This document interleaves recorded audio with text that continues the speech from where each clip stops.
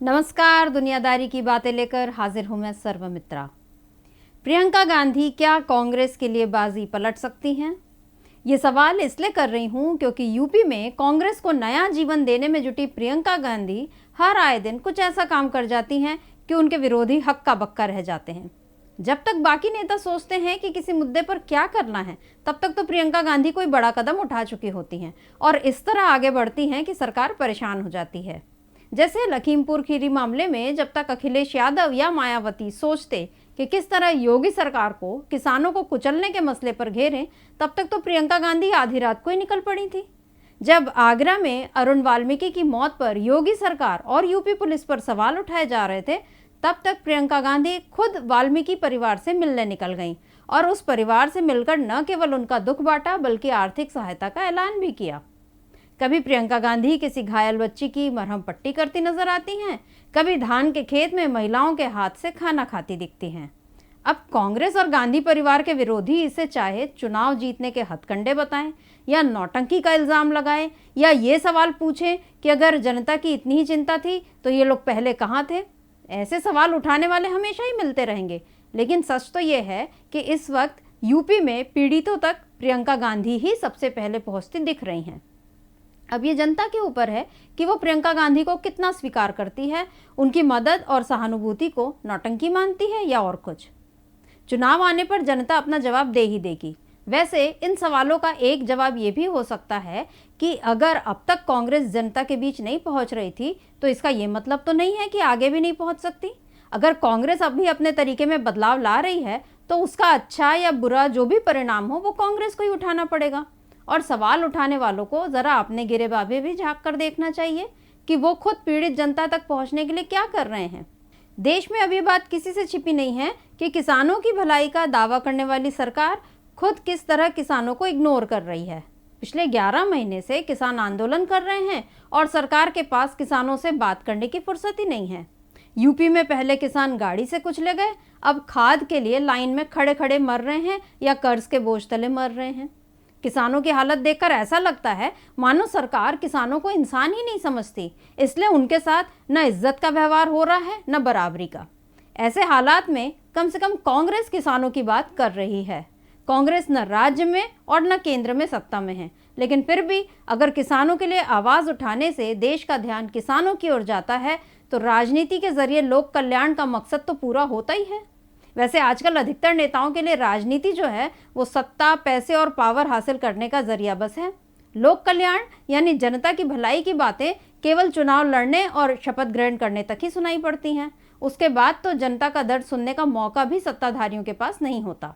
ऐसे में अगर प्रियंका गांधी जनता का न केवल दुख बांट रही हैं बल्कि उन्हें अपनी ओर से सहारा भी दे रही हैं तो ये काम आज की तारीख में अनूठा ही कहलाएगा और शायद इसीलिए प्रियंका गांधी कांग्रेस के लिए गेम चेंजर साबित हो सकती हैं।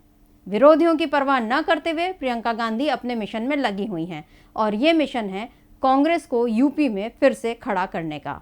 कुछ दिनों पहले मैंने आपसे कहा था कि पुराने पेड़ की जड़ों में नए सिरे से खाद पानी डाला जाए तो जड़ों में मजबूती आ सकती है। प्रियंका गांधी आज उसी तरह कांग्रेस की जड़ों में खाद डालने का काम कर रही हैं और इस बार उन्होंने खाद के मुद्दे पर ही योगी सरकार को घेरा है। आप जानते ही हैं कि पिछले कुछ दिनों से किसानों को खाद न मिलने की परेशानी की खबरें यूपी में आ रही हैं। खाद को लेकर किसानों का विरोध सरकार के लिए मुसीबत बनता जा रहा है। खाद के मुद्दे पर विरोधी दलों के अलावा किसान संगठन भी सरकार को घेर रहे हैं। कल ही सपा के प्रदेश महासचिव ने मृत किसानों के परिजनों के घर जाकर कहा कि सपा सरकार बनने पर मृत किसान के परिवार के एक सदस्य को नौकरी दिलाने का काम किया जाएगा। दरअसल खरीफ की फसल से बर्बाद हुए किसानों को बारिश होने से उम्मीद थी कि इस बार रबी की फसल ठीक होगी, लेकिन बुआई से पहले ही डीएपी की किल्लत ने उनके अरमानों पर पानी फेर दिया। सुबह से लेकर रात तक खाद की दुकानों पर भूख प्यास की चिंता छोड़कर किसान खड़े हुए हैं। वहीं महिलाएं भी चूल्हा चौका छोड़कर लाइन में लग गई हैं। खाद के लिए लाइन में लगे किसान की मौत पर शासन ने भले ही 2 लाख रुपए की आर्थिक सहायता कर दी है, लेकिन ये आग लगने के बाद कुआं खोदने जैसा काम है। सरकार अगर पहले ही ध्यान देती तो किसानों की जान पर संकट नहीं आता। पिछले हफ्ते ही यानी 22 से 27 अक्टूबर के बीच 4 किसानों की मौत खाद की कमी की वजह से हो गई। कोई खाद के लिए लाइन में लगे लगे दुनिया से कूच कर गया तो किसी ने कर्ज के बोझ के कारण फांसी लगा ली। यूपी के ललितपुर इलाके में इन मृतक किसानों के परिवार वालों से मिलने प्रियंका गांधी आज पहुंची, और वो भी इस तरह जिसकी उम्मीद उनके विरोधियों को नहीं रही होगी। जी हां, जिन लोगों ने अब तक प्रियंका गांधी पर यूपी में टूरिस्ट बनकर आने का आरोप लगाया, उन्हें देखकर आश्चर्य हुआ होगा कि प्रियंका गांधी सामान्य लोगों की तरह, हमारे और आपके जैसे लोगों की तरह लखनऊ से ललितपुर तक ट्रेन से पहुंची। लखनऊ के चारबाग स्टेशन पर प्रियंका गांधी ने पहले वहां के कुलियों से मुलाकात की, उनकी तकलीफों को समझा, ये जाना कि लॉकडाउन में वो किन हालात से गुजरे। फिर एसी कोच में बैठकर वो ललितपुर पहुंची। ट्रेन में भी वो लोगों से बातचीत करती रहीं। गांधी जी ने ट्रेन में बैठकर ही असली भारत का हाल जाना था। हालांकि प्रियंका गांधी सामान्य दर्जे की जगह एसी में बैठी, मगर आज की तारीख में किसी नेता का ट्रेन से सफ़र करना ही अनूठी बात है। वैसे संयोग देखिए कि प्रियंका गांधी साबरमती एक्सप्रेस में ही सवार हुई। खैर, ललितपुर पहुंचकर प्रियंका गांधी किसान बल्लू पाल के घर पहुंची। आपको बता दूं कि बल्लू पाल ने कर्ज के कारण आत्महत्या कर ली थी। बल्लू पाल के घर पर ही प्रियंका ने अन्य मृतक किसानों के परिवार वालों से मुलाकात की। प्रियंका से मिलने के दौरान रोते हुए मृतक किसान भोगीराम पाल की बेटी सविता बेहोश हो गई, तो प्रियंका ने उसे अपने हाथों से पानी पिलाया। प्रियंका से उस लड़की ने रोते हुए कहा कि नहीं जानते थे कि पापा ऐसे चले जाएंगे। प्रियंका गांधी ने इस तरह उसे दिलासा दिया मानो वो खुद अपने दर्द को फिर से जी रही हैं। किसानों की आर्थिक तंगी की बात सुनकर प्रियंका गांधी ने सभी को 5-5 लाख की आर्थिक मदद देने का भरोसा दिया। साथ ही कहा कि कर्ज चुकाने के साथ ही 5 लाख की मदद और बच्चों की पढ़ाई का जिम्मा भी कांग्रेस लेगी।